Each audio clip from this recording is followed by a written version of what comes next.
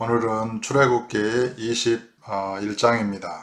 우리가 그런 율법의 규례와 법도를 대할 때는 성령 안에서 이것을 읽어야 하는데, 율법을 읽다 보면은 율법에 규정한 죄가 무엇인지 내가 죄라고 생각하지 않았는데 율법이 규정하는 그런 죄를 이렇게 알게 되는 경우가 있습니다. 죄를 깨닫게 되는 것이죠. 그럴 때에는 내가 율법에 잡혀 있었구나. 율법에 속한 그런 죄에 잡혀 있었구나. 그러므로 그것을 깨닫고 죄를 회개하고 버리고 그런 율법에 대해서 죽은 자임을 선포하고 완전하게 그리스도의 사랑 안에서 성령의 능력으로 새로운 삶을 살기로 이렇게 결단해야 됩니다. 참 이것이 그런 우리가 구약 성경을 읽을 때 굉장히 주의해야 될 부분입니다. 이 구약 성경에는 독침도 있고 또 생선을 비유하자면 생선의 가시도 있는 것입니다. 그것을 잘못 삼키면은 이렇게 목에 걸리고 사람이 죽게 되는 것입니다. 그러므로 살을 잘 발라서 믿음에 유익된 것을 잘 이렇게 구별해서 받아들이고 잘 해석해서 성령의 인도를 따라서 그리스도 안에 그런 믿음이 유익이 되도록 또 성령의 능력의 삶을 살고 올바른 믿음의 삶을 살고 또 하나님의 선하신 뜻을 분별하는데 이렇게 유익이 되도록 구약 성경을 잘 읽어야 되는 것입니다. 21장을 보겠습니다. 내가 백성 앞에 세울 법규는 이러하니라. 내가 히브리 종을 사면 그는 6해 동안 섬길 것이요 7째 해에는 몸값을 물지 않고 나가 자유인이 될 것이며. 그러니까 하나님의 율법은 어떤 사람을 이렇게 종을 샀을 때 동족의 히브리 종을 사면 6해 동안은 그를 섬기지만은 7째가 되면은 자유인으로 방면하라는 것입니다. 값을 받지 말고. 그러니까 7년이라는 그런 7년째 횟수죠. 우리가 그런 형제에 대해서 그런 사랑으로 대한다면 어찌 이렇게 형제를 종으로 이렇게 삼고 그를 부리겠습니까? 그러니까 그러나 이 당시의 고대사의 이 율법의 하나님의 율법의 규정은 상당히 그런 그 시대를 앞선 것이고 또 영원한 여호와의 어떤 규례와 그런 법도에 그런 하나님에 의해 합당한 것입니다. 그런 것을 이렇게 볼 필요가 있습니다. 그렇다고 이제 그런 노예제도나 그런 사람을 종으로 사고 팔고 이런 것이 의로운 것이다, 옳은 것이다, 이런 거를 주장하는 것은 아닙니다. 당시에 하나님 여호와께서는 그러한 시대적인 상황이나 이런 것을 이렇게 용인하셨고 그런 시대 상황 가운데서 종의 어떤 그런 의식, 아들의 의식, 모세는 어떤 종이라고 표현하잖아요. 구약에 속한 율법에 속한 자들은 또 종이라고 표현하잖아요. 그리고 약속에 속한 자손은 아들이라고 표현하는 것입니다. 근데 이런 개념들, 어떤 그런 하나님의 구속사와 또 하나님의 여호와의 그런 큰 어떤 구원과 그 뜻을 위하여 시대적인 상황을 이렇게 허락하고 계시는 것입니다. 이것을 오해하면 안 됩니다. 여호와께서 노예제도를 이렇게 찬성하신 것이다. 그러므로 노예제도는 합당한 것이다. 사람을 종으로 사고 파는 것이 합당한 것이다. 이제 이런 식으로 성경을 해석하는 것은 무리가 있는 것이죠. 내가 히브리 종을 사면 그는 6해 동안 섬길 것이요 7째 해는 몸값을 물지 않고 나가 자유인이 될 것이며 만일 그가 단신으로 왔으면 단신으로 나갈 것이요 장가 들었으면 그의 아내도 그와 함께 나가려니와. 그 아내는 그의 이렇게 그런 남편에 속한 자로 보고 있는 것입니다. 만일 상전이 그에게 아내를 주어 그의 아내가 아들이나 딸을 낳았으면 그의 아내와 그의 자식들은 상전에게 속할 것이요. 그런 종의 상전이 그에게 아내를 주어서 그의 아내가 아들이나 딸을 낳았으면 그의 아내와 그의 자식들은 상전에게 속할 것이요 그는 단신으로 나갈 것이로되. 참 이렇게 세세하게 구체적으로 하나님 율법을 규정하고 있습니다.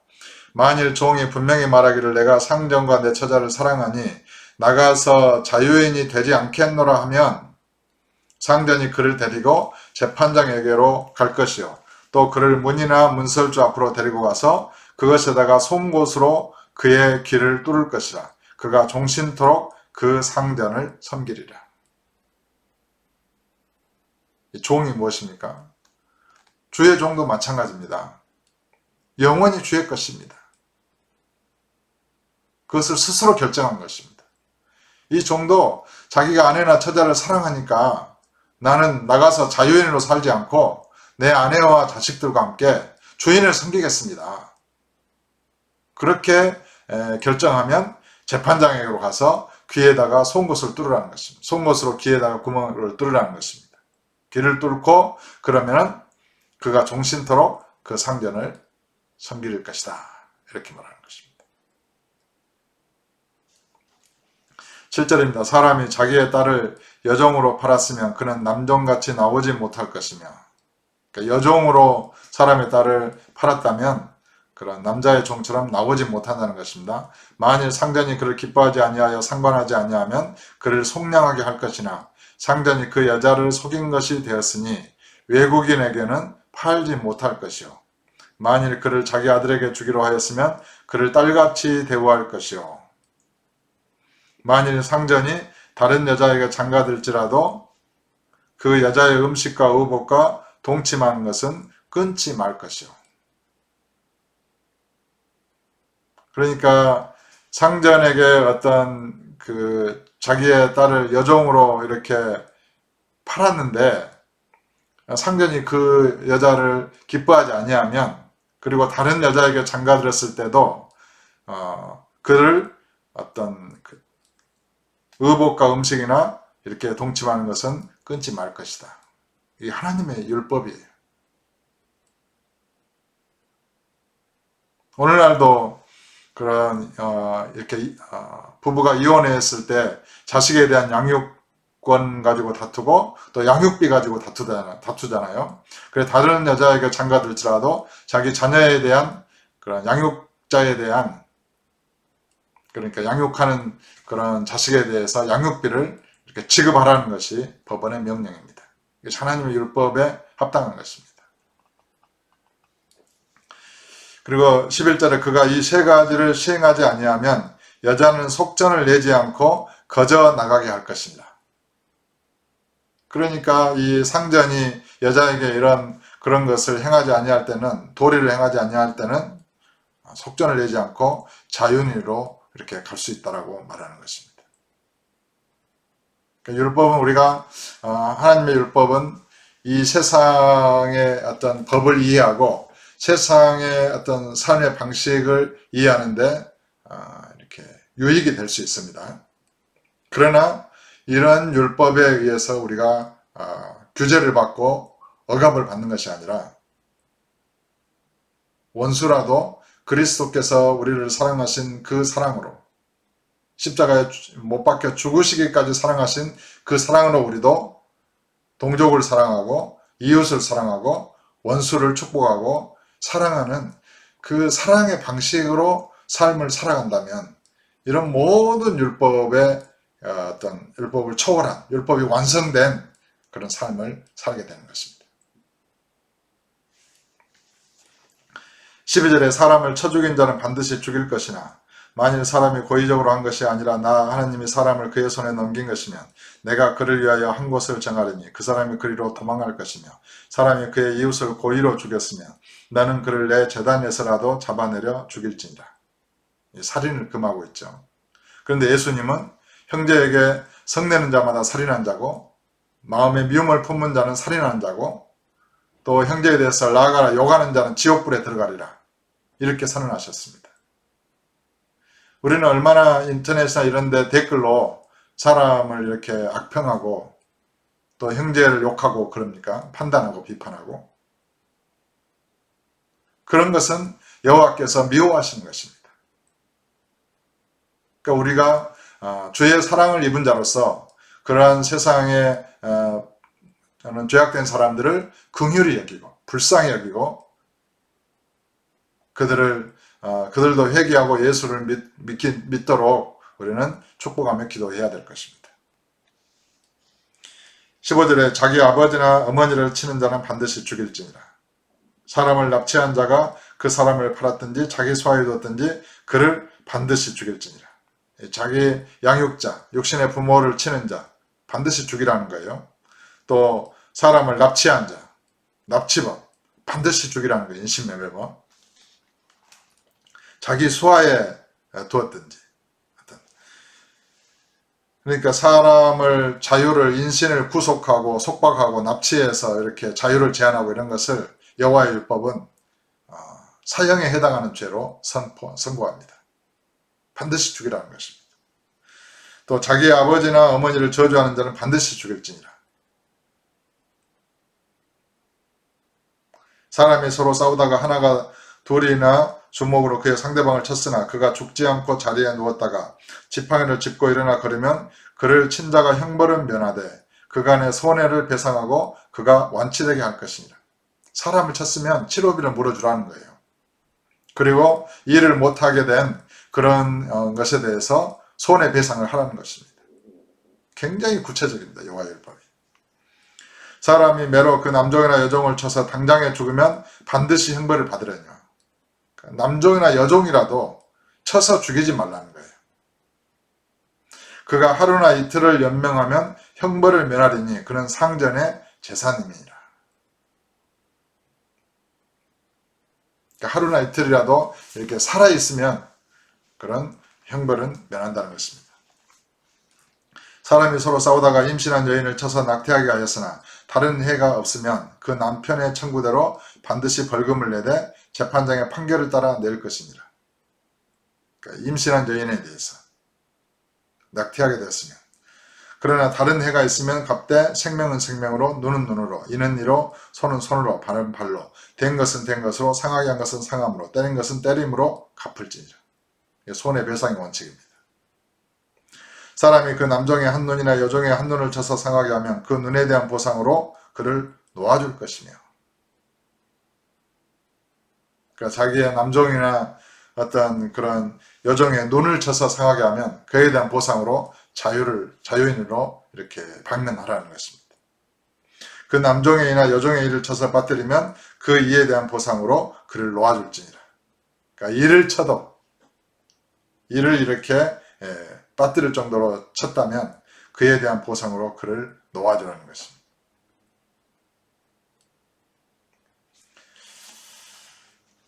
소가 남자나 여자를 받아서 죽이면 그 소는 반드시 돌로 쳐서 죽일 것이요. 요즘 개가 사람을 물잖아요. 만약에 물어서 사람이 상해를 입거나 그러면 그런 개는 사살되는 것입니다. 그 소는 반드시 돌로 쳐서 죽일 것이요. 그 고기는 먹지 말 것이며 임자는 형벌을 면하려니와. 소가 벌레 받는 버릇이 있고 그 임자는 그로 말미암아 경고를 받았으되 단속하지 아니하여 남녀를 막론하고 받아 죽이면 그 소는 돌로 쳐 죽일 것이고 임자도 죽일 것이며 그 소의 주인도 죽여요. 소가 받는 버릇이 있고 경고를 받았음에도 그를 이렇게 단속하지 아니하면. 오늘날도 이렇게 개를 반려견을 많이 키우지 않습니까? 그런데 그 개가 사람을 무는 버릇이 있어요. 그런데 그 개가 사람이 이렇게 물어서 사람이 죽었다. 그러면 그 개는 반드시 죽이고 그 주인도 여호와의 율법에 의하면 반드시 죽이라는 거예요. 국가의 형법은 저는 자세히 잘 모르겠습니다만 그에 상응하는 어떤 벌이 있겠죠.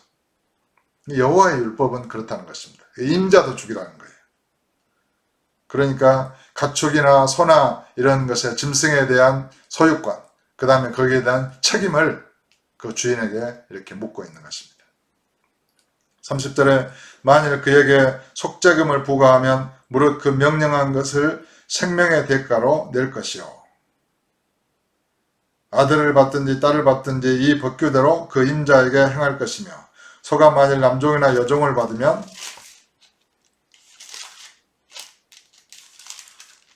소 임자가 은 30세겔을 그의 상전에게 줄 것이요 소는 돌로 쳐서 죽일지니라. 종을 받아도 소가 벌금을 내고 그 소는 죽이라는 거예요. 사람이 구덩이를 열어두거나 구덩이를 파고 덮지 아니하므로 소나 나귀가 거기에 빠지면 그 구덩이의 주인이 잘 보상하여 짐승의 임자에게 돈을 줄 것이요 죽은 것은 그가 차지할 것입니다. 그러니까 소나 나귀가 구덩이에 빠져 죽었어요. 근데 그 구덩이를 판 사람이 구덩이를 덮지 않은 거예요. 이렇게 방책을 치지 않은 거예요. 울타리를. 그래서 짐승이 죽었으면 그 짐승의 죽은 것은 그 구덩이를 판 사람이 가지고 거기에 대한 값은 지불하라는 거예요. 또 이 사람의 소가 저 사람의 소를 받아 죽이면, 이제 짐승끼리 싸워서 받아서 죽이면 살아있는 소를 팔아 그 값을 반으로 나누고 또한 죽은 것도 반으로 나누려니와. 참 여호와의 율법이 합리적이에요. 소가 서로 싸우다가 파쳐 죽였어요. 한편을. 그럼 살아있는 소를 팔아서 절반으로 나누고 반씩 나누어 갖고 죽은 소도 나누어서 서로 절반씩 나누라는 거예요. 그 소가 본래 받는 버릇이 있는 줄을 알고도 그 임자가 단속하지 아니하였으면 그는 서로 소를 갚을 것이요 죽은 것은 그가 차지할 것입니다. 소가 본래 받는 버릇이 있어요. 근데 다른 소를 받아 죽였어요. 그러면 죽은 소는 자기가 갖고 살아있는 소는 바로 죽은 소의 그 임자에게 주라는 것입니다.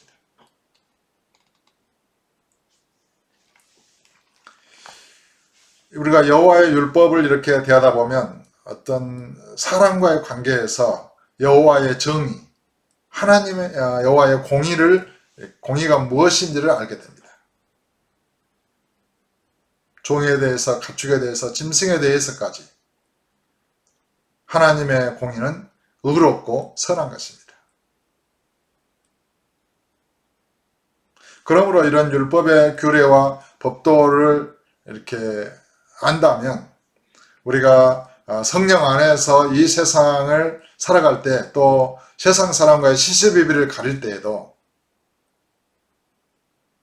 어떤 그 조그마한 유익은 있을 것입니다. 그러나 우리가 주의 복음을 전하기 위해서 산다면 이 세상을 살아갈 때 내가 옳고 네가 옳고 이런 시시비비를 위해서 사는 것이 아니라 나의 의로움을 위하여 사는 것이 아니라 주의 십자가의 복음을 위하여 산다면 손해를 당할지라도 또 억울한 일을 당할지라도 여호와 앞에 또 우리 주님 앞에서 참고 기다리면서 인내하고 또 원수라도 축복하며 사랑하며 주님이 그렇지 않습니까? 내 오른편 뺨을 치거든 왼편도 돌려대며 이것이 사랑의 법입니다. 내 속옷을 가지고자 하거든 겉옷까지도 가지게 하며